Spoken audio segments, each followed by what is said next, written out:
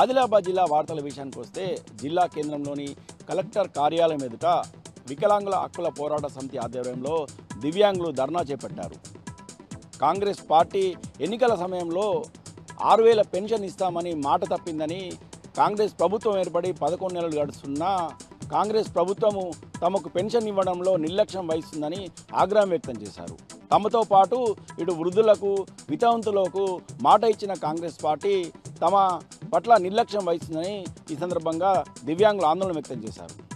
ఈ నెల 26వ తేదీన దివ్యాంగులతో పాటు వితంతువులు, వృద్ధులతో అలాగే బీడీ కార్మికులతో కలిసి లక్షలాది మందితో నిజాం కళాశాల ఆవరణలో బహిరంగ సభ ఏర్పాటు చేసి ప్రభుత్వ వైఖరిని ఎండగొట్టనున్నట్టు ఈ సందర్భంగా దివ్యాంగులు పేర్కొన్నారు. ఇక మరో వార్తా విషయానికి వస్తే యాంటీబయాటిక్ మందులు అధికంగా వాడడం ఆరోగ్యానికి అనర్థకరమని RIMS director doctor Jaisingh Rathod పేర్కొన్నారు.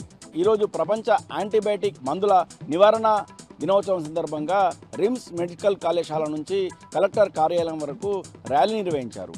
ఈ ర్యాలీని జెండా ఊపి రిమ్స్ డైరెక్టర్ ప్రారంభించారు.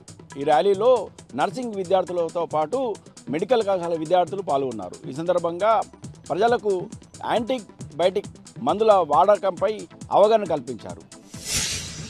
ఇక నిర్మల్ జిల్లా వార్తల విషయానికి వస్తే బాసర త్రిబుల్-ఐటీ క్యాంపస్ను నిర్మల్ జిల్లా ఎస్పీ డాక్టర్ జానకి షర్మిల దత్తత తీసుకున్నారు.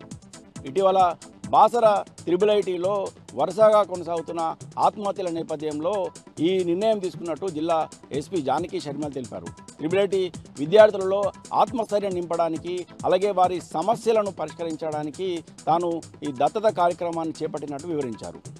ఈ సందర్భంగా త్రిబుల్-ఐటీ క్యాంపస్లోని శాతవాహన గార్డెన్ నుంచి ఎకో పార్క్ వరకు మారథాన్ వాక్ నిర్వహించారు. ఈ సందర్భంగా త్రిబుల్-ఐటీ వీసీ గోవర్ధన్తో పాటు జిల్లా ఎస్పీ జానకి షర్మిల విద్యార్థులతో కాసేపు మాట్లాడి వారి సమస్యలను అడిగి తెలుసుకున్నారు.